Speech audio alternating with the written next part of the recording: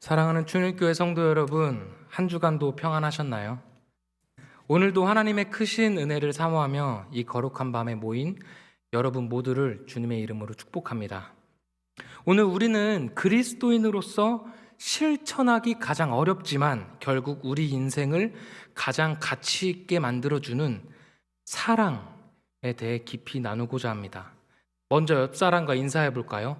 사랑합니다.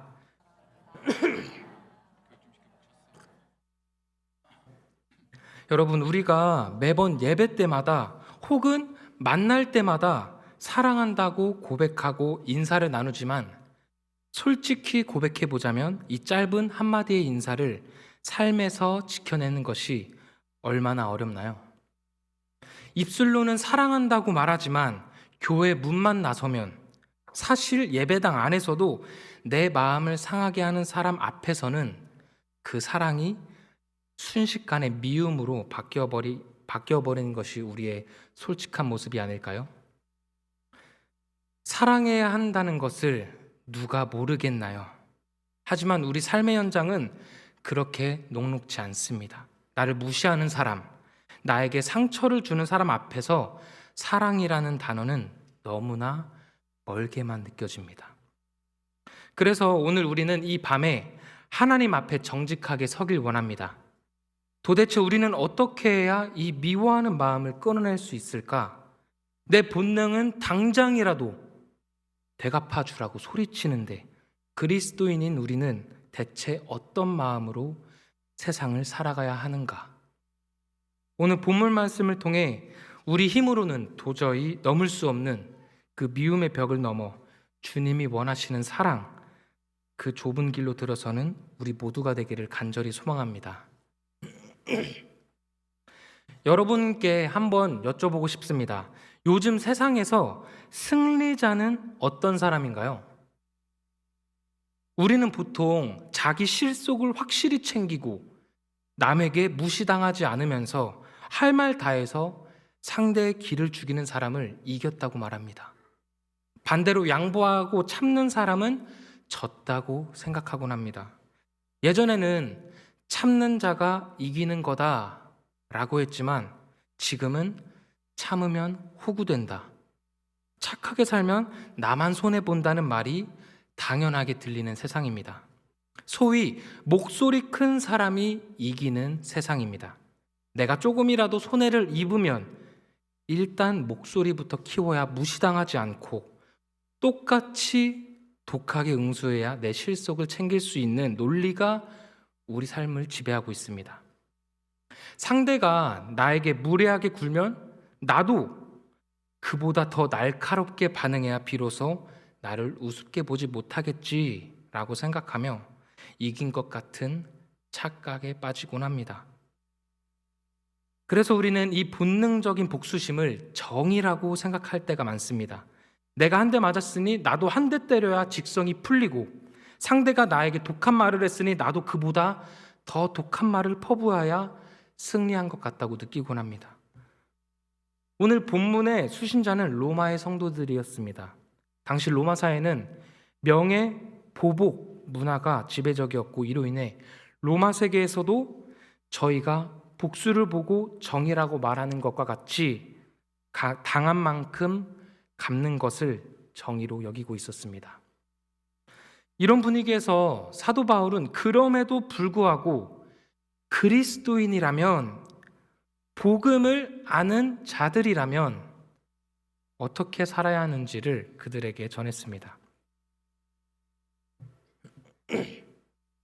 우리가 먼저 기억해야 할 것은 악을 악으로 되갚는 행위는 상대에게 이기는 것이 아니라 오히려 악에게 완전히 무릎을 꿇는 행위라는 것입니다. 본문 17절 상반절을 함께 읽겠습니다. 아무에게도 악을 악으로 갚지 말고. 아멘. 아멘. 아무에게도 악을 악으로 갚지 말고 라고 나와 있습니다. 바울은 여기서 아무에게도 라는 표현을 사용하면서 여기에는 예외가 없다는 것을 말합니다. 내가 정말 억울한 상황일지라도, 상대가 객관적으로 봐도 정말 나쁜 사람일지라도 그리스도인은 그와 똑같은 방법으로 응수해서는 안 된다는 것입니다. 왜 그럴까요? 많은 신학 자료들은 이 부분에서 악의 연쇄성을 지적합니다. 악은 전염되는 성질이 있기 때문에 상대방이 나에게 비난의 화살을 쏘았을 때 나도 똑같이 비난의 화살을 들고 상대를 겨누는 순간 나 또한 똑같은 사람으로 변질되고 마는 것입니다. 이것을 조금 더 깊이 있게 설명해 보면 다니엘 골먼이라는 유명한 심리학자는 그에 져서 감성 지능에서 흥미로운 분석을 내놓았습니다. 우리가 누군가에게 공격을 받거나 큰 스트레스를 받으면 우리 뇌의 이성적인 부분은 마비가 되고 감정을 담당하는 편도체가 우리를 완전히 장악해버린다는 것입니다. 그는 이것을 편도체 납치라고 불렀습니다. 이 상태가 되면 우리 몸은 본능적으로 투쟁, 도피 반응을 보입니다. 즉, 나를 공격한 사람과 끝까지 싸워서 이기거나 아니면 그 자리를 피해버리는 본능에만 충실하게 된다는 것이죠. 소위 말하는 눈에 뵈는 게 없는 상태가 되어 내 의지와 상관없이 독 한 마리 튀어나오고 주먹이 쥐어지는 것입니다. 악은 단순히 나에게 상처를 주는 것으로 끝나지 않고 나를 자기와 똑같은 수준의 사람으로 끌어내리려 합니다. 하지만 단순히 이런 이유로 같은 수준의 사람으로 되지 않기 위해서 우리는 악을 악으로 갚지 말아야 하는 것일까요? 그것보다 더 중요한 이야기가 있습니다. 더 중요한 이유가 있습니다. 19절의 말씀을 함께 읽겠습니다. 내 사랑하는 자들아, 너희가 친히 원수를 갚지 말고 하나님의 진노하심에 맡기라. 기록되었으되 원수 갚는 것이 내게 있으니 내가 갚으리라고 주께서 말씀하시니라. 아멘. 여러분, 그리스도인이 세상과 똑같은 방법으로 대받아쳐서는 안 되는 이유가 무엇일까요? 단순히 우리가 남들보다 착해야 하기 때문일까요? 아닙니다. 우리가 악을 악으로 갚지 않는 이유는 이 모든 상황을 다스리시는 분이 하나님이라는 사실을 믿기 때문입니다. 사실 상대가 소리를 지를 때 나도 같이 소리를 지르고 어둠을 던질 때 똑같이 어두워지고 싶은 것은 자연스러운 본능입니다. 하지만 그리스도인은 그 본능에 휘둘리는 존재가 아니라 하나님의 통치를 신뢰하는 사람들입니다. 내가 직접 나서서 복수하고 내 손으로 해결하려 하는 것은 결국 하나님의 심판대 위에 내가 올라가는 것과 같습니다.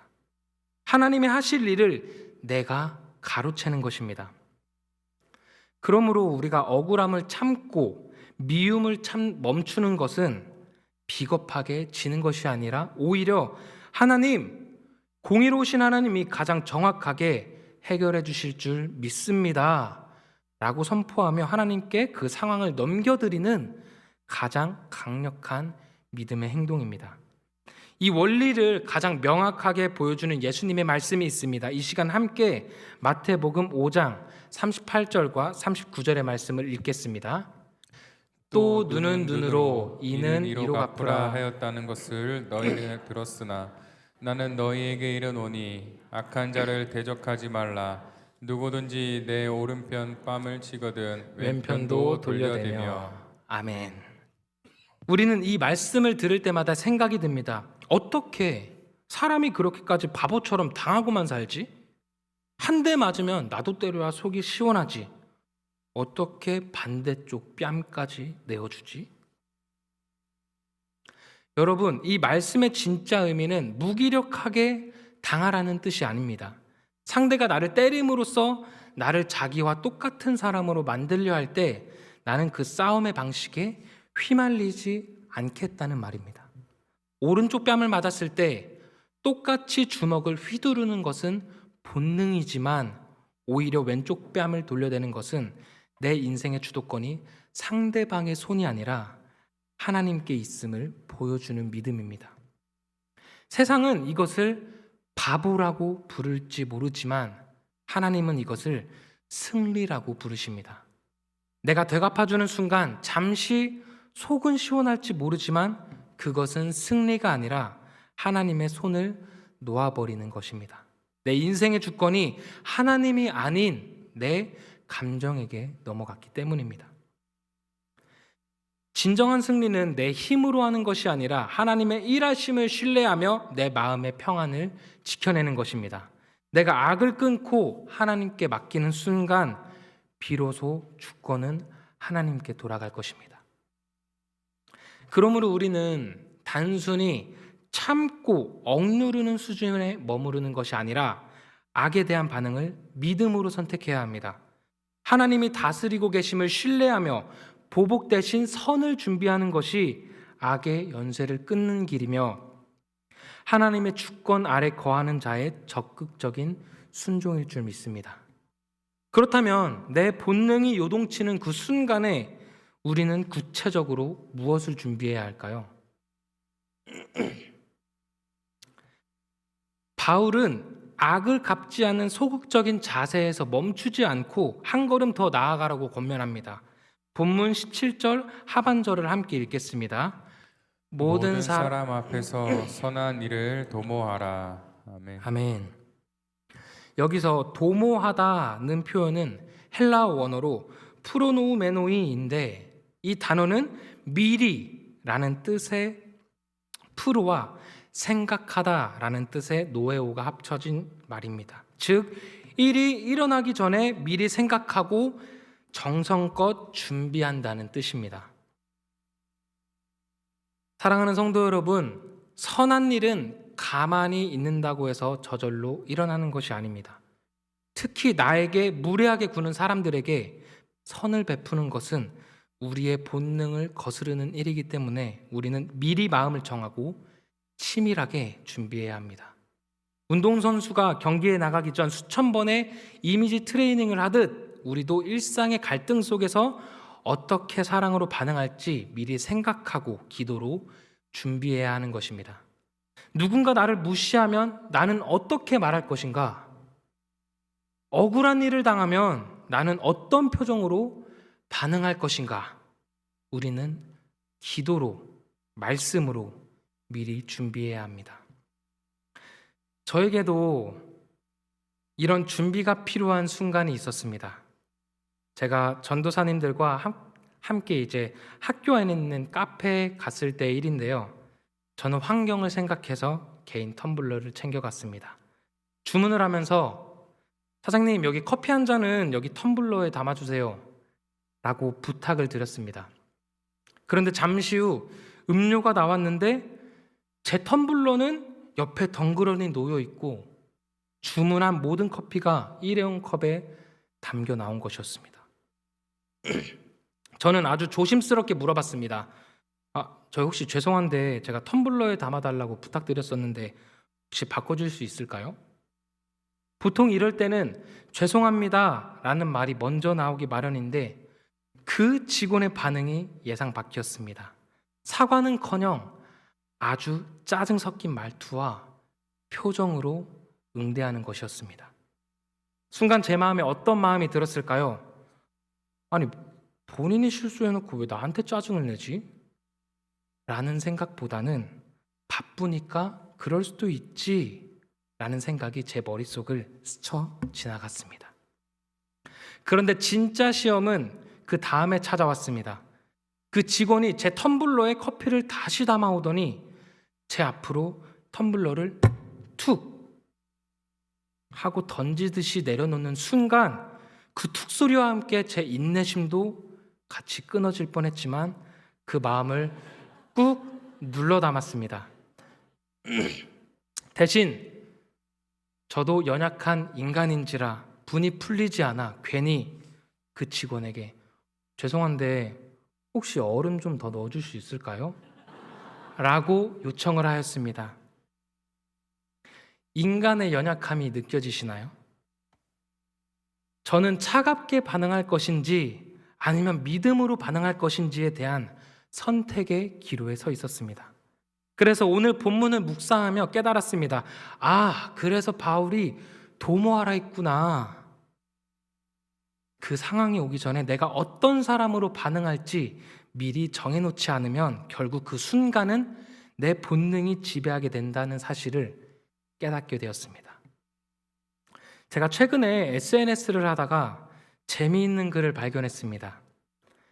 일상생활에서 쓰는 말들을 성경적으로 바꿔놓은 말들이었는데요. 그걸 보면서 우리가 일상에서 쓰는 말들을 조금만 성경적으로 바꿔도 세상은 훨씬 아름다워질 것 같다는 생각이 들었습니다.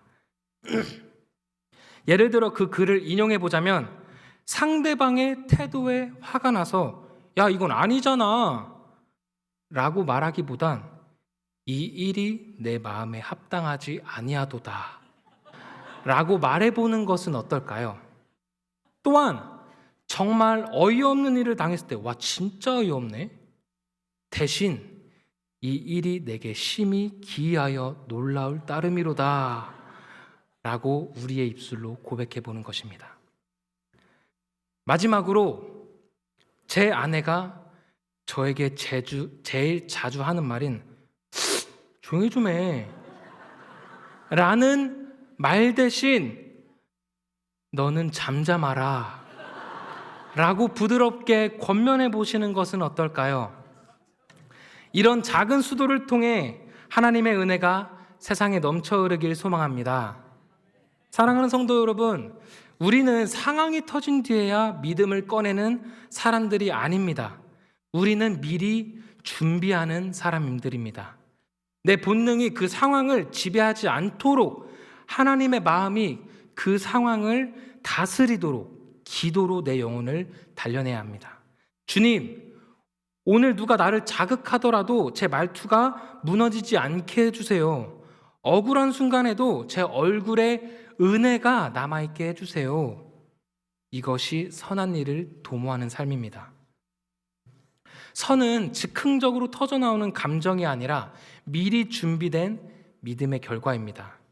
우리가 일상에서 마주할 갈등의 순간들을 대비해 내 입술에 선한 말을 미리 채워두는 것, 내 마음에 하나님의 통치를 미리 세워두는 것, 그것이 악의 연세를 끊는 가장 실제적인 방법입니다.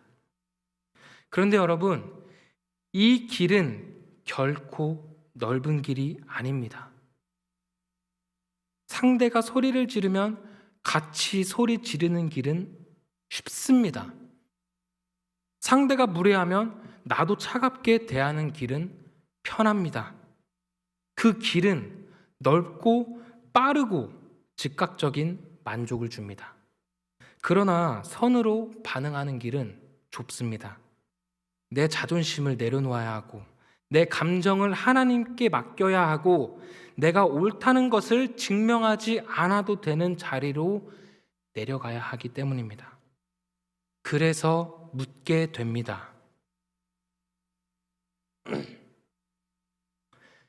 이제 우리가 도달해야 할 최종적인 목표는 무엇인가요? 그것은 오늘의 제목이기도 한 사랑 그 좁은 길, 누가 그 길을 가려나? 라는 주님의 물음에 답하는 것입니다. 우리가 이 길을 가야 하는 결정적인 근거가 오늘 본문 앞절인 로마서 12장 2절에 나옵니다. 함께 2절의 말씀을 읽겠습니다. 너희는 이 세대를 본받지 말고 오직 마음을 새롭게 함으로 변화를 받아 하나님의 선하시고 기뻐하시고 온전하신 뜻이 무엇인지 분별하도록 하라. 아멘. 아멘. 여기서 세대는 하나님 없이 살아가는 세상의 풍조와 가치관을 의미합니다. 세상의 논리는 악은 더 큰 악으로 눌러야 끝난다고 말합니다. 이것이 바로 우리가 본받지 말아야 할 이 세대의 방식입니다. 그렇기 때문에 이 길은 좁습니다. 자존심을 내려놓아야 하기 때문입니다. 억울함을 하나님께 맡겨야 하기 때문입니다. 당장 이기지 않아도 된다는 믿음이 필요하기 때문입니다. 그래서 묻게 됩니다. 사랑 그 좁은 길, 누가 그 길을 가려나? 이 길은 의지가 강한 사람이 가는 길이 아닙니다.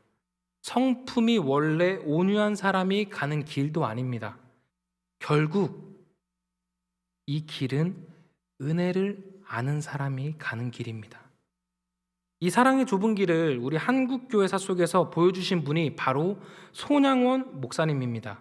1948년 여순 사건이라는 아픈 역사 속에서 손 목사님은 자신의 두 아들을 총으로 쏴 죽인 살인자를 마주했을 때 세상의 방식대로 복수하지 않았습니다. 목사님은 상상할 수 없는 선택, 바로 자신의 두 아들을 죽인 그 청년을 자신의 양아들로 삼으신 것이었습니다. 이것이 인간의 노력이나 성품으로 가능했을까요? 아닙니다. 목사님은 나중에 이렇게 고백하셨습니다. 내가 의지가 대단해서 원수를 아들 삼은 것이 아닙니다. 나는 그저 하나님의 사랑에 말할 수 없는 빚을 진 사람일 뿐입니다. 그 은혜가 너무 커서 그 은혜에 순종할 수밖에 없었습니다.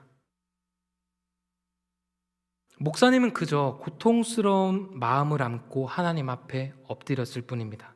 그 원수를 품어보려는 목사님의 그 처절한 수고를 하나님께서 받으셨고 그 위에 하나님의 은혜가 부어지자 인간의 상식을 뛰어넘는 사랑의 기적이 나타난 것입니다. 손 목사님은 장례식에서 올린 9가지 감사 기도를 통해 고백하셨습니다.